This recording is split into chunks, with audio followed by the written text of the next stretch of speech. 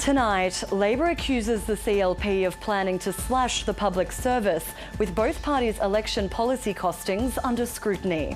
Good evening, I'm Isabella Tolhurst. This is ABC News Northern Territory.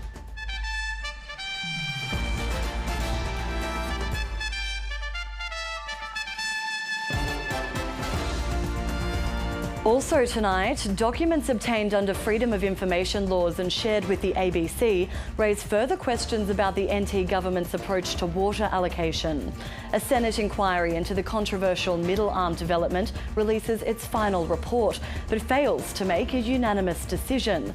And one half of the world's most famous same-sex penguin couple has died, with Sven passing at nearly 12 years old.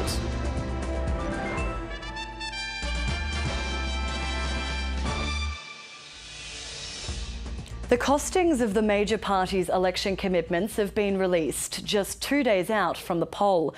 It's led to Labor accusing the country Liberals of planning cuts of nearly $200 million to the NT's public service.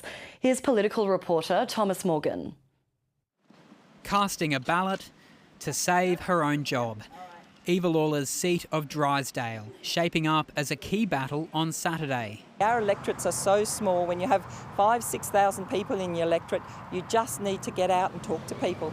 But you'd be forgiven for thinking she's campaigning against her predecessor's record. Leah and I think, have done 7 debates. I don't think Gunnar did 1 debate in 2020, and I think he did 1 debate in 2016. The Chief Minister at one moment praising Leah Finocchiaro's campaigning, then slamming her the next. Leah and the CLP are misleading Territorians. They're lying to Territorians. Accusations flying over Treasury's costings of the CLP's election commitments, showing the party plans to make $185 million in savings to fund its promises. Where's that $185 million going to come from? Is it going to come from out of the health budget or the education budgets, the 2 biggest budgets that we have? A lot of the savings we've identified are around wasteful spending, but also they're around interstate consultancy fees. The public sector union saying it has the CLP's commitment in writing. Government jobs are safe. If they ultimately take a different pathway forward, then they risk broken promises post-election. We've been really clear that we need a strong public service to deliver our reform agenda, and that is why public service jobs are safe. Treasury's costings of Labor's commitments show the party will push out a budget surplus by a further 2 years in order to deliver their promises. The CLP, in contrast, says it will deliver a very narrow surplus from next financial year. But the business community says neither party has taken significant steps to address the Territory's $11 billion debt pile. With these estimates that have come out today, the current debt position will be increasing, and by 27-28 we'll be paying something like $750 million in interest per annum. That's more than we spend on police and fire and emergency combined. Challenges that will have to be confronted for whoever is Treasurer on Monday. Thomas Morgan, ABC News. The Georgina Waiso Water Allocation Plan, which covers an area from the Daly River to south of Tennant Creek, allows 210 billion litres to be pumped from groundwater every year. It's the NT's largest water plan to date, controversially approved late last year by an acting minister who took just 2 working days to consider it. That minister was Eva Lawler, now the Northern Territory's Chief Minister. For years, there were no rules governing how much water can be sustainably pumped from the aquifer that feeds 2 iconic rivers, the Daly and the Roper.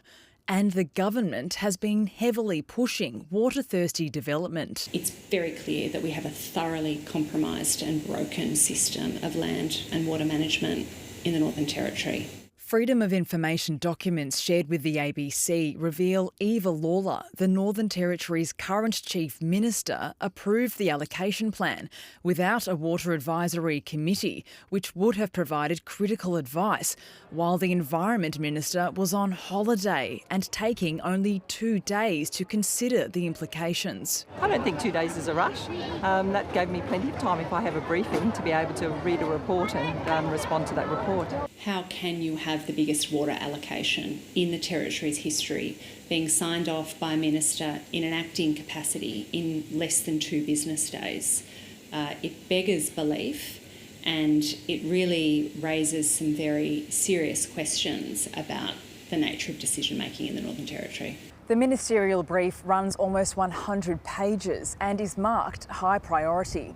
It includes references to concerns from environmental groups over water mining for fracking in the Beetaloo Basin, a letter from the powerful Northern and Central Land Councils stating issues need to be resolved before they can support the plan, and concerns over the lack of a water advisory committee. Despite this, Eva Lawler defended her decision this week. Just be clear, I was the Environment Minister, I think probably for 3 or 4 years, so have had lots of briefings, lots of understanding of the issues around water as well. Despite the assurances, environmental groups are questioning the NT government's management of water in the face of big business. Samantha Dick, ABC News. The Greens and independent crossbencher David Pocock have called for an investigation into the federal government's $1.5 billion commitment to the Middle Arm Industrial Precinct on Darwin's Harbour, and for the funds to be directed away from supporting fossil fuel projects after a Senate inquiry into the project was tabled in Canberra. It's been the focus of protest and slammed as a climate policy gamble. But the federal government won't be withdrawing its $1.5 billion support for the controversial Middle Arm development on Darwin Harbour anytime soon. Well, what we know is that $1.5 billion of public money is being spent on a gas project that the local community in Darwin don't want, that is going to be a danger to our environment, it's going to be a danger to climate, and is a very serious health concern.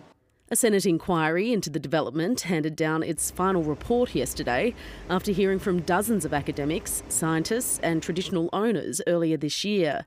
But it failed to reach a unanimous decision on the future of the precinct. The question now is squarely at the feet of the Labor government here in Canberra. What will you do?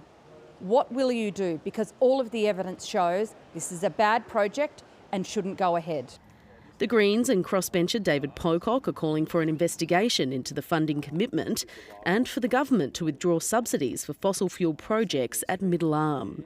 This tourism operator is so worried about his future, he attended the inquiry hearings. I run fishing tours. Obviously people want to catch fish and crabs when you go out in the harbour, and the last thing you want to be seeing is big gas ships coming past and also the huge petrochemical plant. Also not happy, Darwin's Indigenous leaders feel they've been ignored. The most important thing that we need the NT and federal governments to understand is that the Larrakia families have not given free, prior and informed consent for this project. The inquiry is facing opposition from the Liberal National Coalition, who accuse the Greens and independents of bullying witnesses, and the NT's Chief Minister, who is clearly unhappy with the process. That Senate inquiry was probably the worst couple of hours of my political life and a real farce. The Chief Minister convinced this major development is the answer to the Territory's economic woes. Amy Colpert, ABC News. A man charged over the death of his partner at a home in Darwin's northern suburbs has appeared in court, where he was remanded in custody. Police were called to a home in Malak on Tuesday night, where they say a 43-year-old woman was unable to be resuscitated. A 57-year-old man was arrested and charged with murder and breaching a domestic violence order. Desmond Frankie Booth appeared briefly in the Darwin local court this morning and made no application for bail. He's due to face court again in October. And if you or someone you know needs help, please contact 1800 RESPECT by phone or their website. The Northern Territory's Motor Accident Commission is suing Finke Desert Race organisers over a fatal crash at the event in 2021. In a writ filed to the Supreme Court, the Commission said the crash, which killed 60-year-old Nigel Harris and seriously injured spectator Robert Mudd, entitled Mr Mudd to benefits of over $170,000 to cover medical expenses. The Commission paid those costs and is seeking an order that race organisers, Finke Desert Race Inc and Peak Body Mastersport Australia, reimburse the money and pay compensation for interest and legal costs. The federal government insists it's on the cusp of unveiling major reforms to aged care. But with politicians departing Canberra for another 2 weeks, the sector's bitterly disappointed the new laws haven't been revealed. As the government prepares to ask older Australians to pay more for care, it's introduced laws to pay superannuation to mums and dads on paid parental leave. Hey, show us your T-Rex face. Perfect. The People's Parliament becomes a playground. Oh, yeah. The federal government introducing new laws to add super to government-funded paid parental leave from next July, a move Labor says will substantially help women when they retire. Women shouldn't pay an additional financial penalty just because they're taking time out to do important work like this.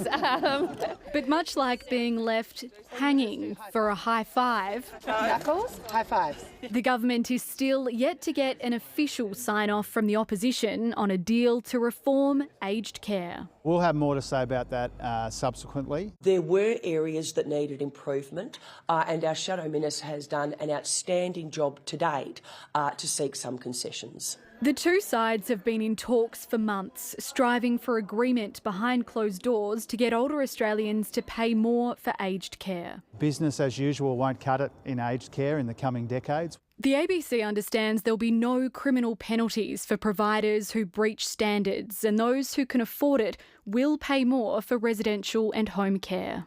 But with the finer details still under wraps, the sector's concerned. More could be a little bit, or it could be a lot. The uncertainty is going to cause anxiety. The two major parties see bipartisanship on aged care as crucial to limit voter blowback. But nursing homes and those who represent older Australians are fed up with the delays. They'd been desperate for the new Aged Care Act to be introduced here in Parliament this past fortnight. We now run the risk of not having enough time for older Australians to have their say in a Senate inquiry, or not getting it passed by the end of the year. Changes are meant to be in effect mid-next year, and more than 3 years on from the Royal Commission, there's a sense older Australians have waited long enough. Evelyn Manfield, ABC News, Canberra. The Coalition has backed in a major overhaul to the federal government's National Disability Insurance Scheme, which passed Parliament today without support from the Greens. The changes are intended to slow the ballooning cost of the scheme. The bill is a major win for Labor, who managed to broker a deal with state and territory leaders and the Coalition after months of tension. Former NDIS Minister Linda Reynolds and her Liberal colleague Maria Kovacic both obtained from voting in the Senate, while the Greens accused the government of failing to consult the disability sector and described the projected savings as a betrayal to the community. This has been a nervous time when you hear elements of your life discussed in Canberra. It can create a lot of anxiety. It wasn't that long ago that we didn't have an NDIS, and I think that, well, for me, we will never go back to that space, ever. The pathway forwards is with disabled people.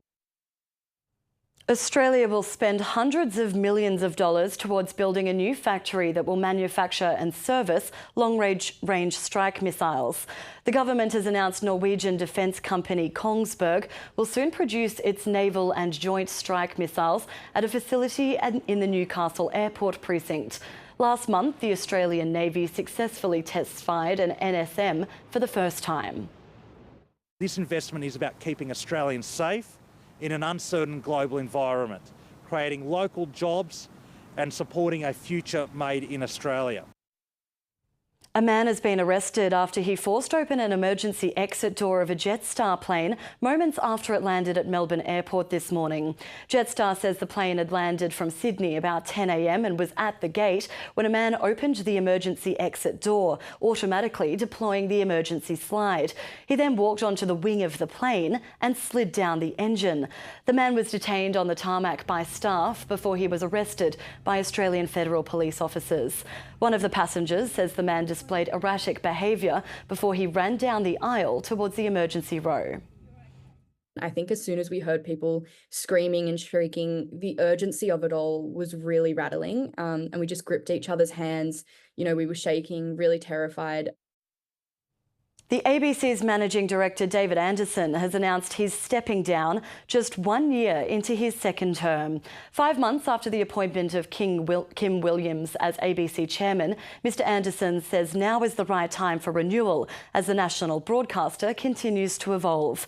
National Affairs Editor Melissa Clark reports. The national broadcaster is a $1 billion a year cultural behemoth in the Australian media. And the man at its helm has announced he'll be resigning once a replacement can be found. It is the right time for me and it's the right time for the ABC. And it wasn't an easy decision to make. David Anderson took control of the public broadcaster in 2016. Seen as a safe set of hands after a turbulent period of conflict between management, the board and the federal government. People were quite concerned about political interference into the ABC, and I stepped into the role in what was a chaotic time. That's been, I think, his biggest contribution over the last 5 years, is that he doesn't get flustered. He has a reasonably clear idea of where he thinks the corporation should go. He was appointed for a second 5-year term, but he's announced his plan to depart just 12 months in, and 1 year into the organisation's latest 5-year plan. He gave little reason beyond the need for renewal. I think when you know, you know. Kim Williams took over as the ABC's chair 5 months ago. He's been vocal about the ABC needing to improve programming and standards. In a letter to staff, he said David Anderson is a special individual and that the ABC has been a better place for his leadership.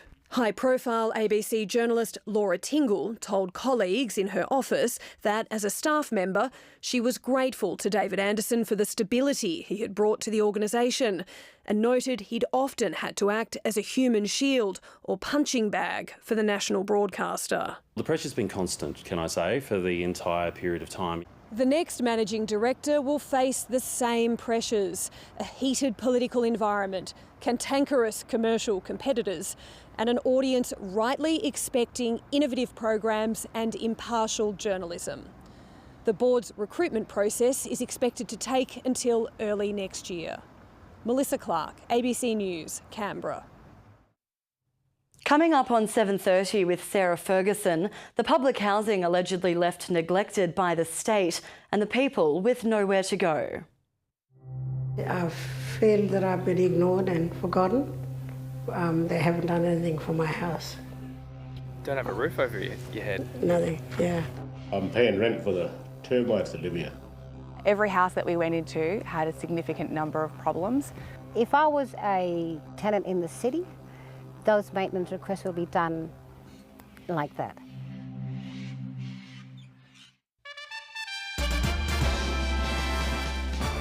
American TV icon Oprah Winfrey has made a cameo at the Democratic National Convention in support of Kamala Harris.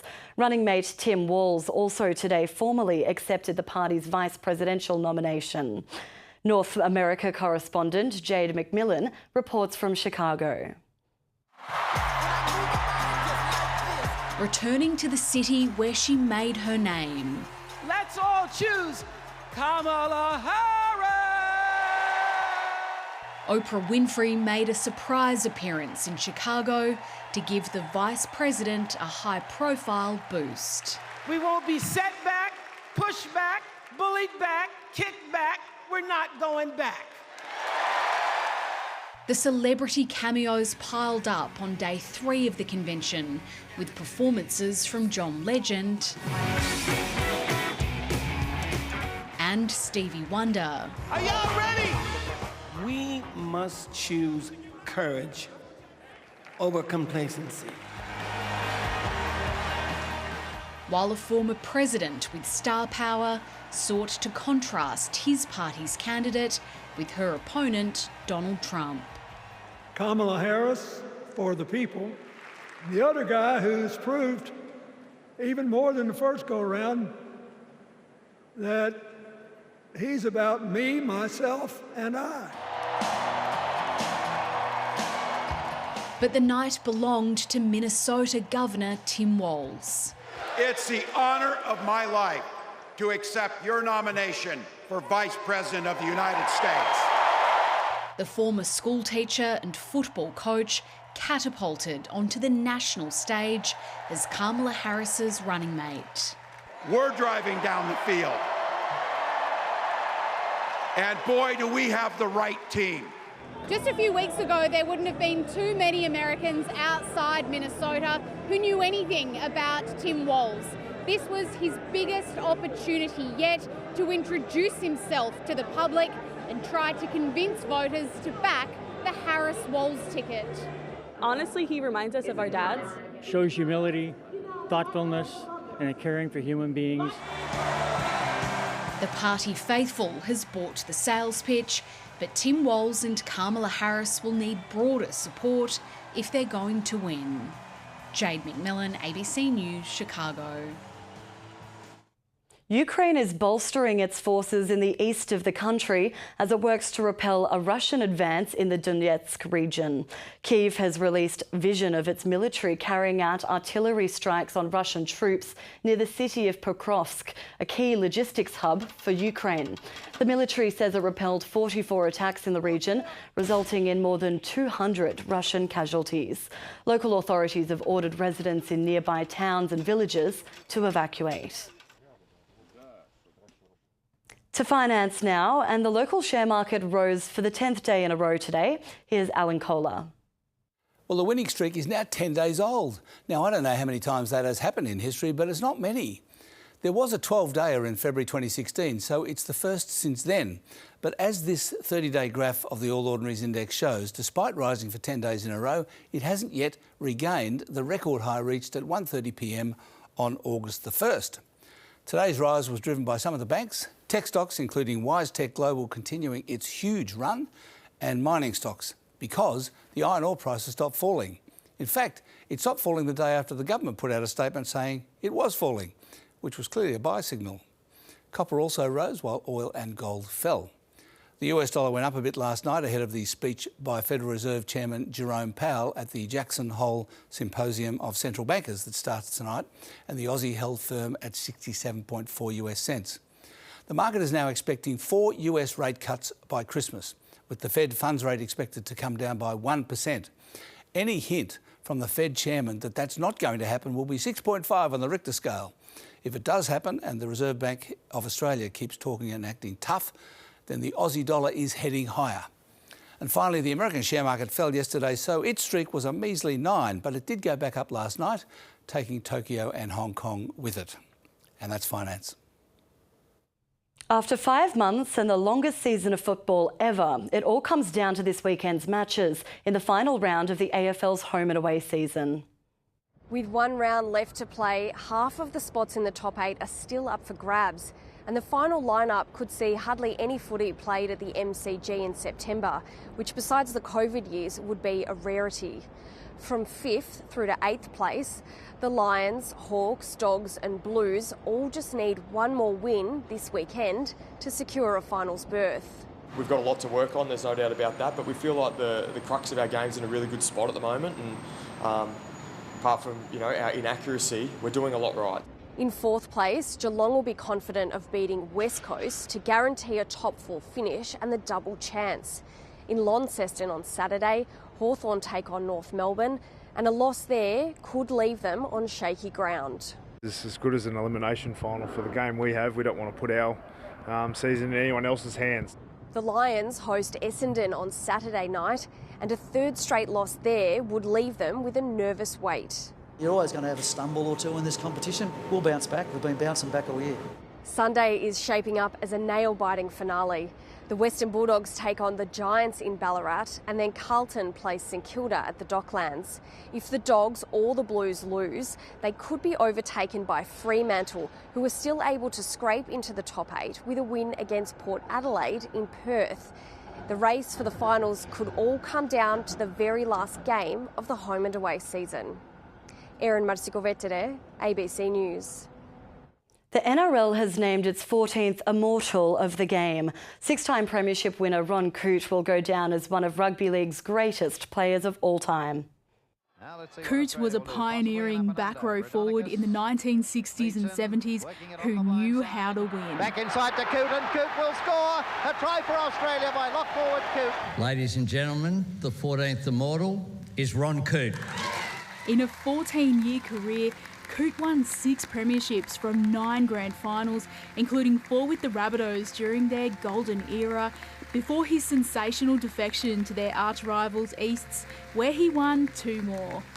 His elevation to immortal status ends a 43-year wait. I never thought I'd be crying when I was 80, but I am. Rugby League grand finals used to be held here at the SCG, so it was only fitting that Ron Coote was immortalised at the place where he won 6 premierships. He joins greats like Clive Churchill, Herbert Daly Messenger and Mal Meninga. Modern icons were among the 11 male players who joined the Hall of Fame. And for the first time, 6 women were inducted.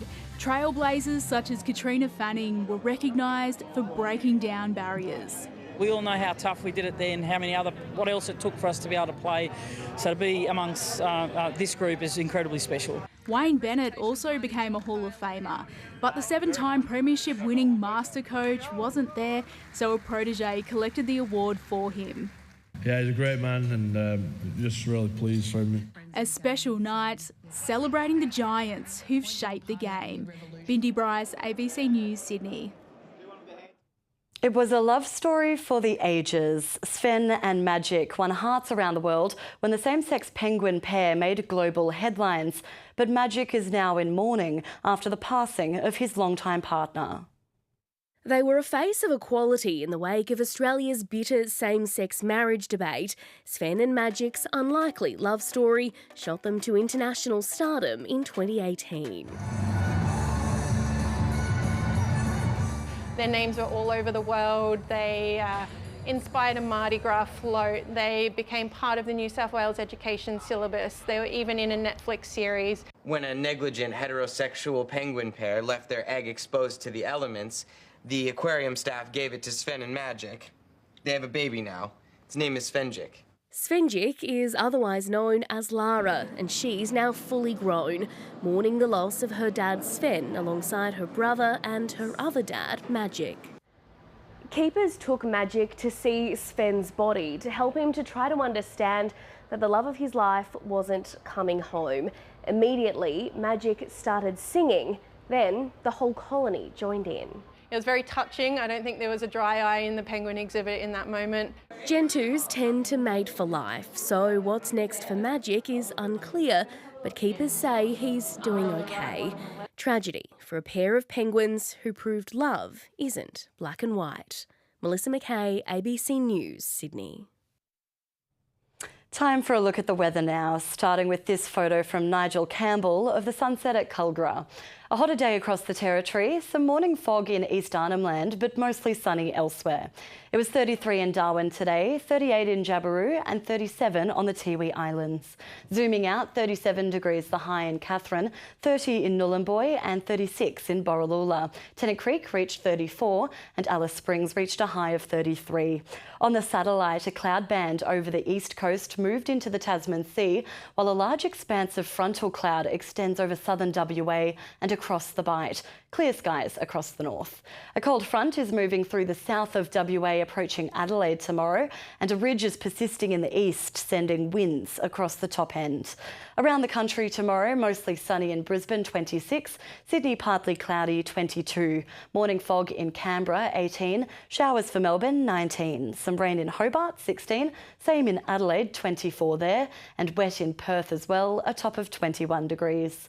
Around the Territory tomorrow, sunny and hot in the centre, Alice Springs to reach 35, Tennant Creek the same, a top of 35.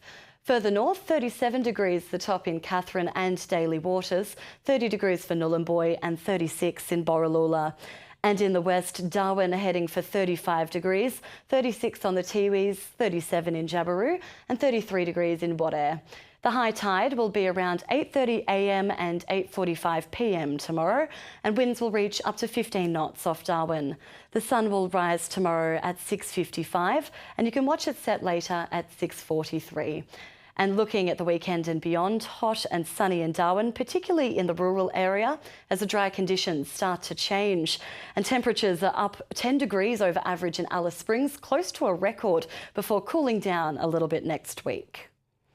Stay with us now. Sarah Ferguson is up next with 7:30. Good night.